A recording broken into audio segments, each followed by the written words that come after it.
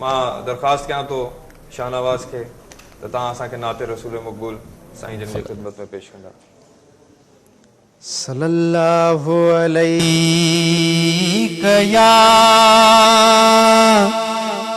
या रसूल अल्लाह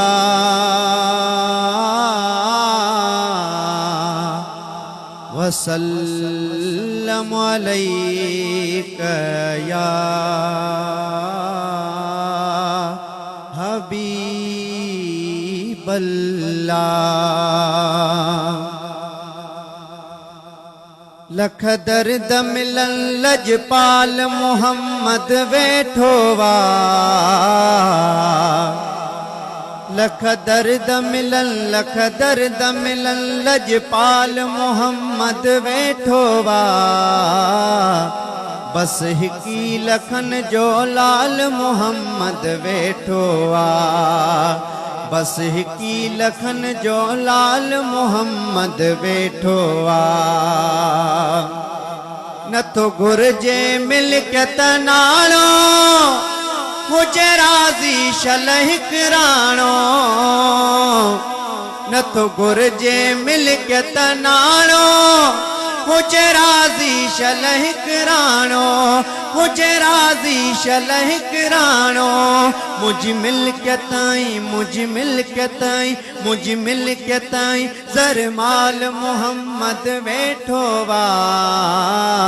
बस हिकी लखन जो लाल मोहम्मद वेठो आ, बस हिकी लखन जो लाल मोहम्मद वेठो आ।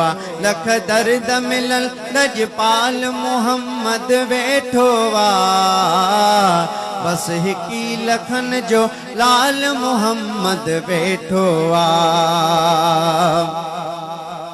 मुले अणकुट खोड़ खजानो आए इमाम हुसैन जो नानो,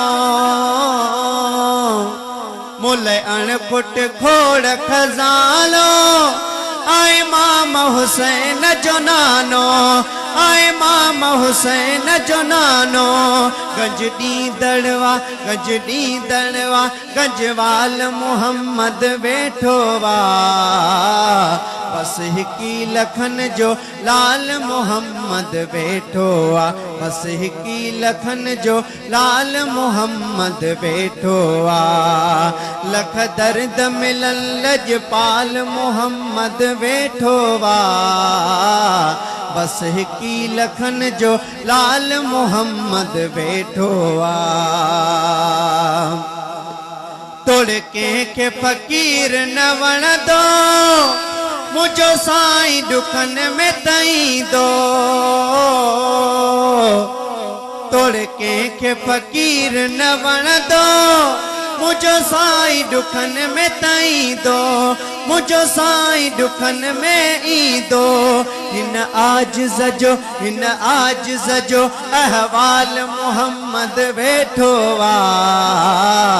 बस हिकी लखन जो लाल मोहम्मद वेठो आ, बस हिकी लखन जो लाल मोहम्मद वेठो आ। लख दर्द मिलन लजपाल मोहम्मद वेठो आ, बस हिकी लखन जो लाल मोहम्मद वेठो आ। जो मालिक आगे शय जो भला मखणे वट हर शय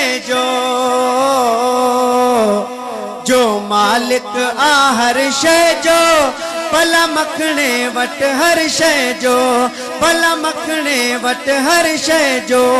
को न पवंदो काल मोहम्मद वेठो आ, बस हिकी लखन जो लाल मोहम्मद वेठो आ, बस हिकी लखन जो लाल मोहम्मद वेठो आ।